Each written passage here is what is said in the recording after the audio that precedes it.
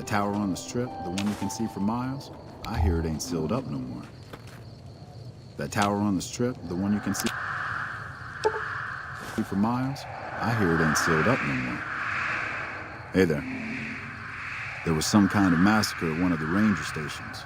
I don't know which one.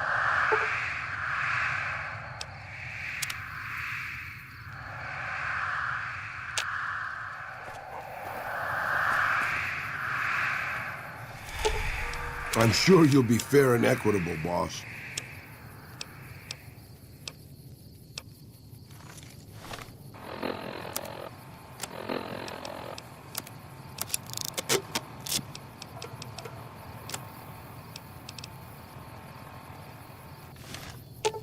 I'm sure you'll be fair and equitable, boss.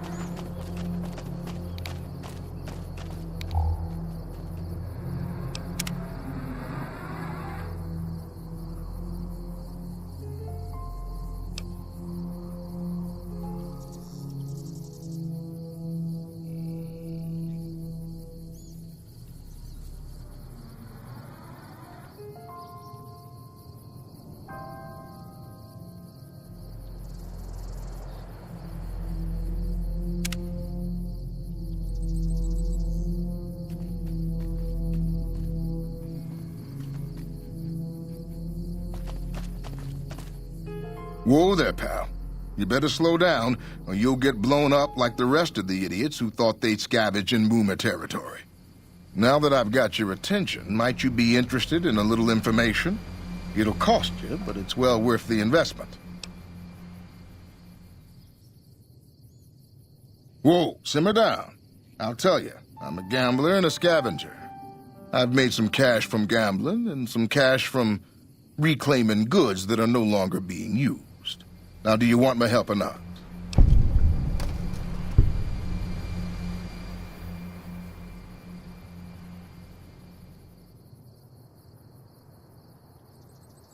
Oh, lordy, lordy. You haven't heard of the Boomers? What rock have you been living under? They're a bunch of artillery-slinging, grenade-lobbing odd jobs camping out in Nellis. Wander into their territory and you're as good as mincemeat.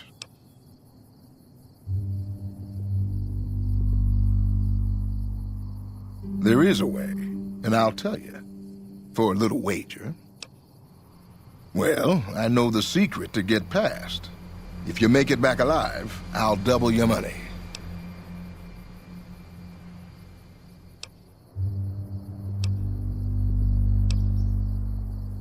Okay, here you go. That page has the details, but it's all in the timing as you move from building to building. I'll be here watching, so I'll know if you've made it to the gate or not. Remember, there's 600 caps in it if you make it.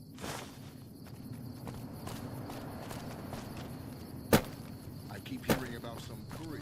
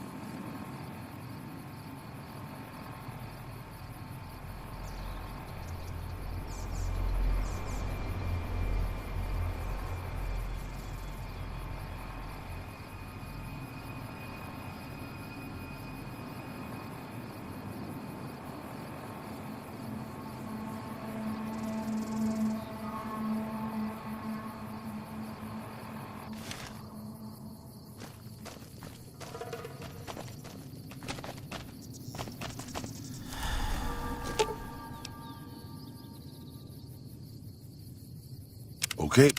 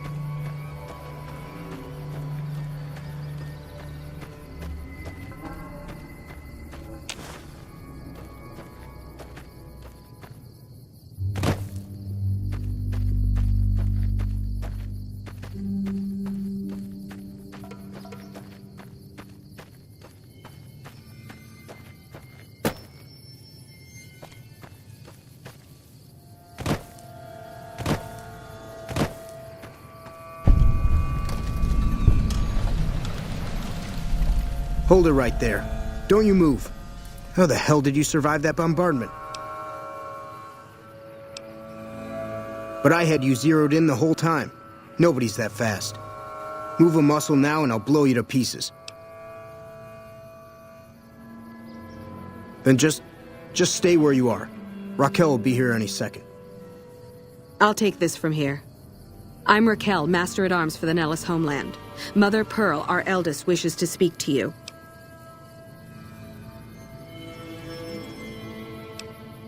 I oversee the security of the Nellis homeland, from the coordination of its defense to the training and fitness of its population.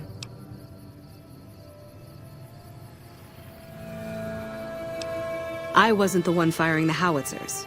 If you want to see how good I am at killing savages, I can show you. Or you can accept Mother Pearl's invitation. It's your choice. As I said, she is our eldest. Mother Pearl has lived at Nellis from the start, and has the wisdom of her age.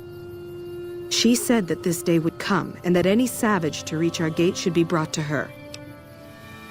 Follow close, and mind your behavior.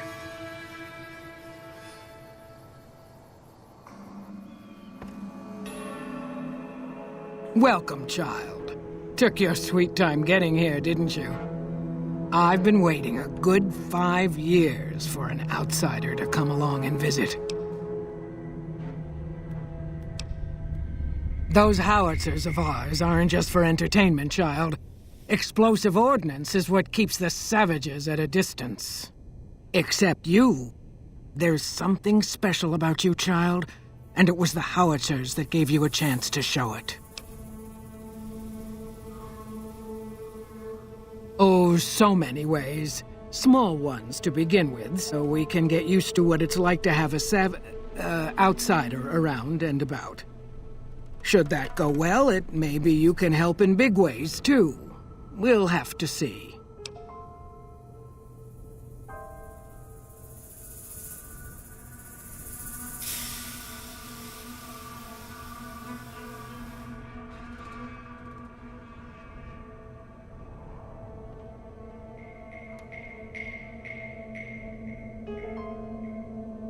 You have to keep in mind that you're our first contact with the outside world since I was barely a woman. Seclusion has kept us safe, but the world around us is changing.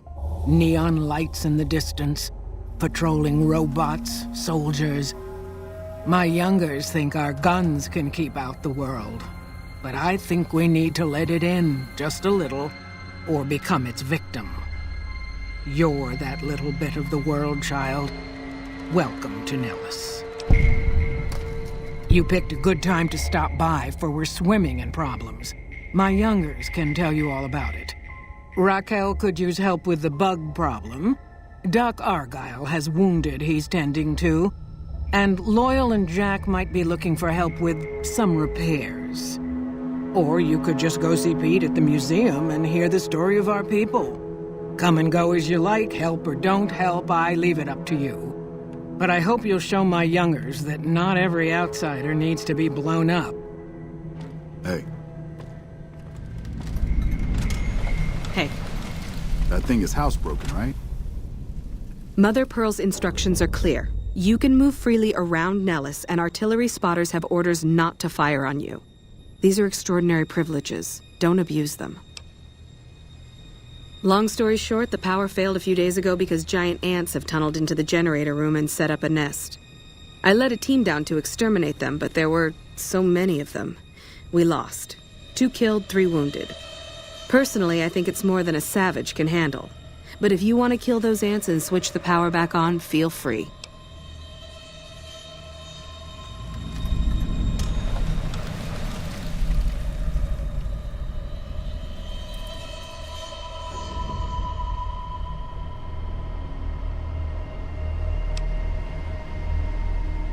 Don't get my hopes up.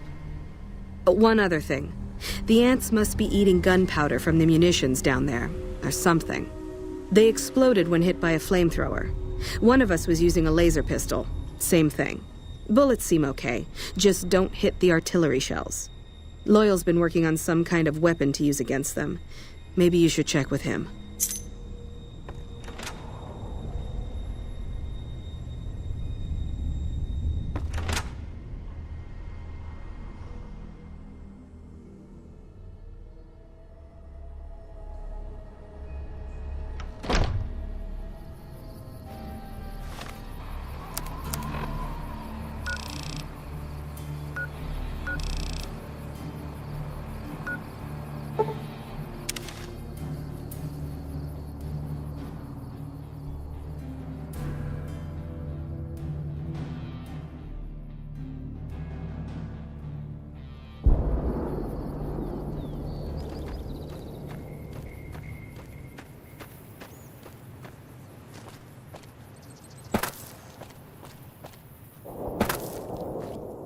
Jumping Jesus on a pogo stick. You're the first one to make it through alive, let alone manage a return trip. Yep, here are your caps.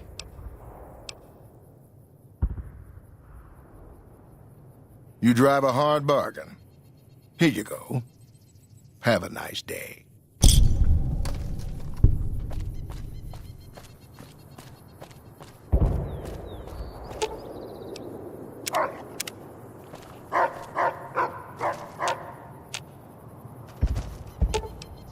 Right behind you, boss.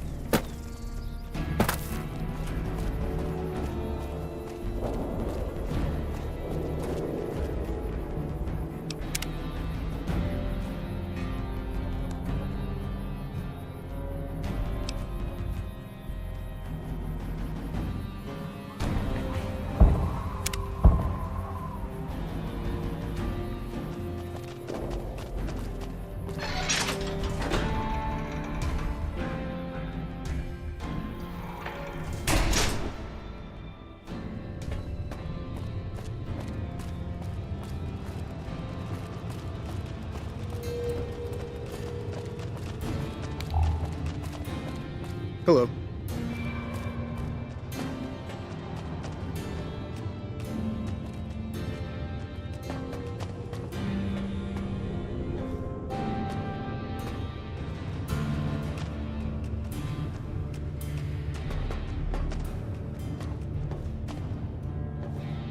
I've never seen a ghoul up close. Not sure I wanted to.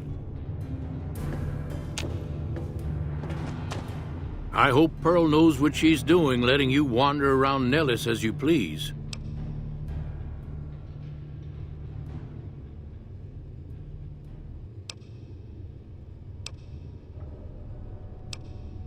I started building a sonic emitter that might do the trick, but it's useless without knowing the exact frequency that would kill the ants.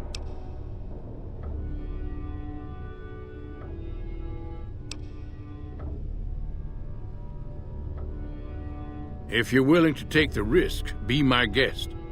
I've got it set to broadcast a powerful signal at 24,000 hertz. Just place it near their nest and cross your fingers. Signal's too high for people to hear, so no harm done, but it might make you feel sick to your stomach. What is it, outsider? If that's so, how about you look into repairing the solar arrays on the roof of the generator building? Nothing too complicated about it, but it's a long ways to walk my old bones, and there's been that ant problem over near there. You can't miss the array. It's on top of the generator building smack dab in the middle of Nellis, between the two runways. Ha! If we had spare parts, do you think I'd be asking you to fix the damn things? That's rich. No, we ran out of spares a while back, and Jack and I have been doing our best to patch the arrays up as best we can. Sadly, we're at our wits' end. There have to be spare parts somewhere around the wasteland, but I just don't know where to direct you. You may have noticed we don't get out much. All right, what's on your mind? No, those aren't for outsiders to use. Leave them alone. Well, if you genuinely care so much, they're flight simulators. If you don't know our history yet, you should see Pete and get the tour. We dream to one day rule the skies. Bye.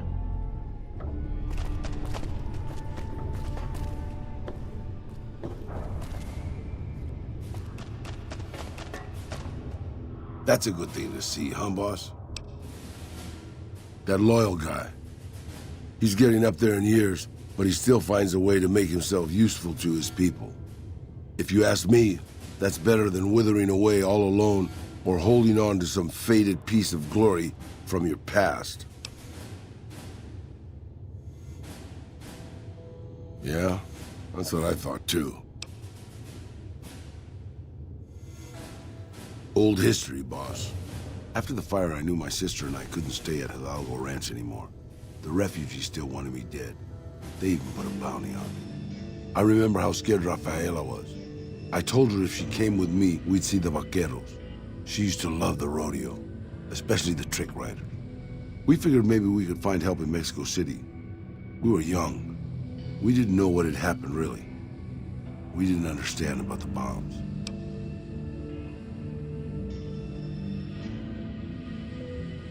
I don't think it was as hard hit as DC or Bakersfield, but it was bad enough. By the time we got there, the city was a radioactive ruin. Still, the city was full of looters, already forming into the beginnings of raider tribes. Crime was bad before the war, but now it was a nightmare. We were living like scavengers, scraping by on what little food we could find, always looking for medicine for my burns. And then, of course, the radiation started to kick in, turning me into this handsome devil you see before you.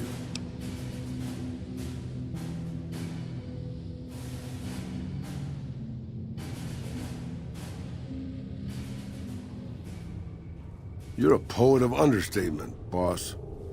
But there were moments it was almost worth it. I still remember finding that novelty costume shop. I was just looking around for something I could slice up to wrap my burns when I saw the vaquero outfit hanging on the rack, like it hadn't been touched. I took it, not like anybody else needed it, you know? and wore it back to our camp, Rafaela Lab, for the first time since the bombs had fallen.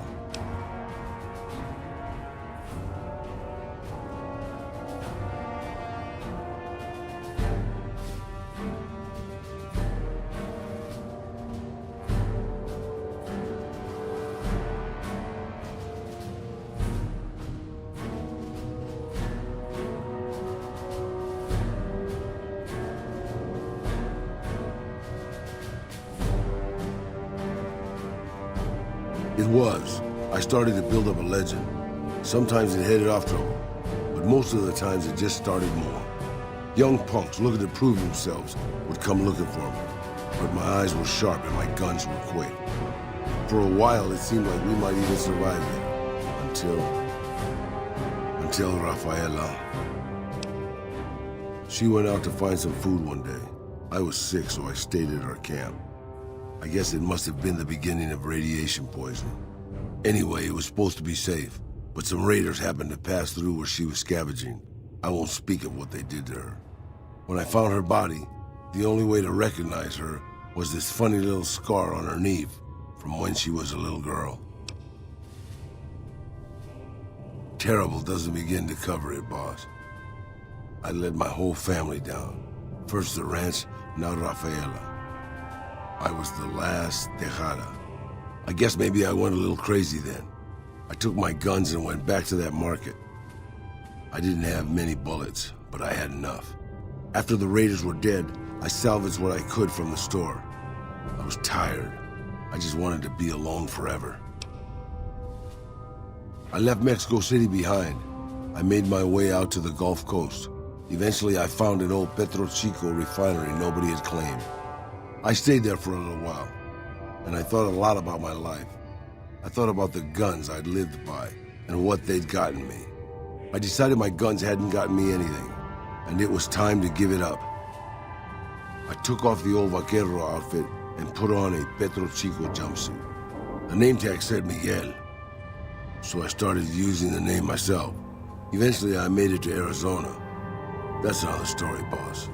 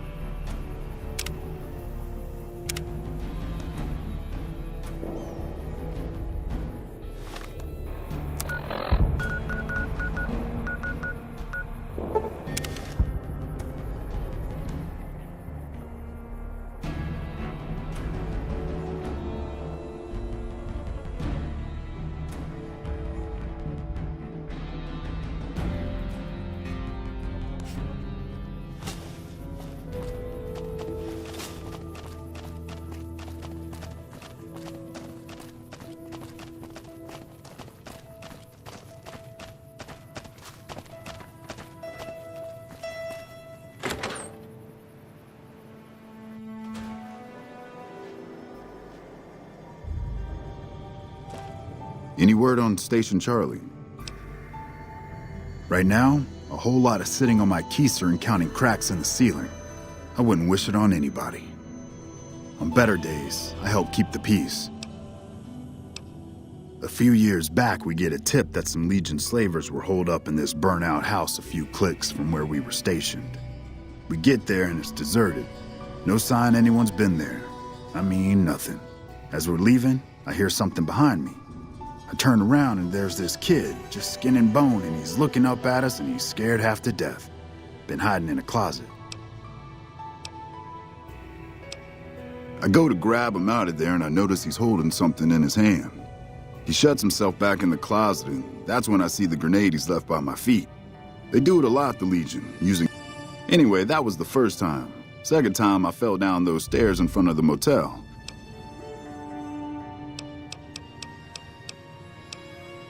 They're the NCR's finest. You got a job where even thinking about it would scare a man senseless? That's when you bring in the Rangers.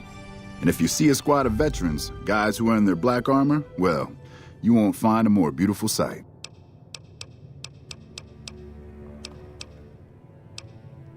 They're the NCR's finest. A one-man platoon, each of them. You got a job where even thinking about it would scare a man? Was with them. Heh. Like what? Huh. People don't exactly line up to find out what's in my head. Can't remember the last time someone suggested I knew something worth knowing. You know, maybe there's something I can do for you.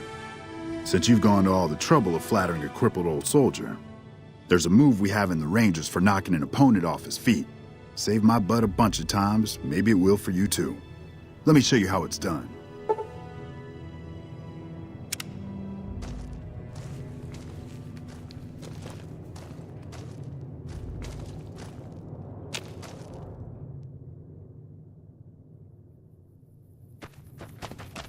So I hear the honcho of one of them strip families up and disappeared.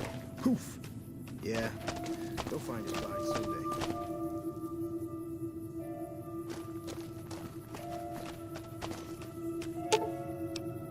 Okay, boss. Right behind you. What can I do for you, boss?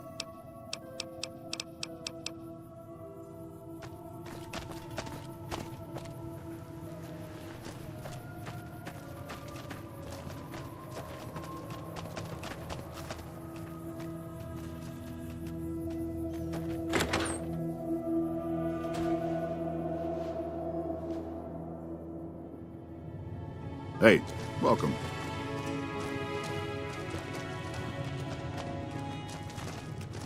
You'll get the hang of that takedown.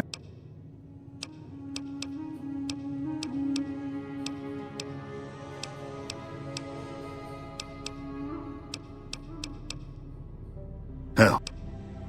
Like what? A few...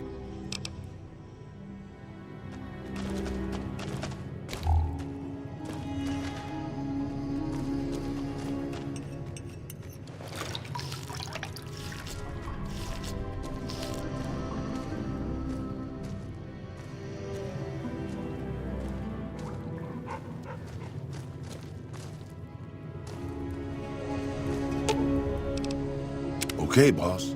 Right behind you, boss.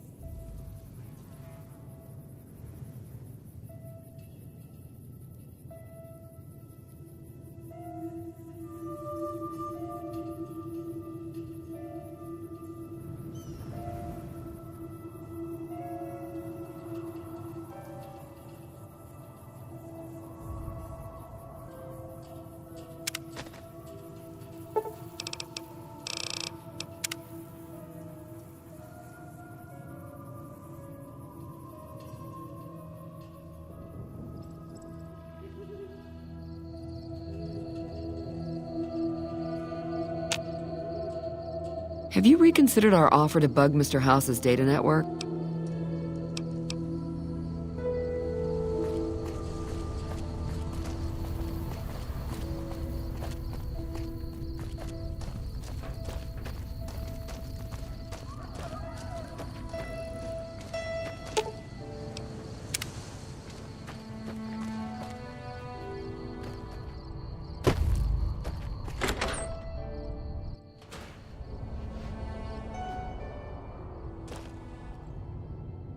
Any word on Station Charlie?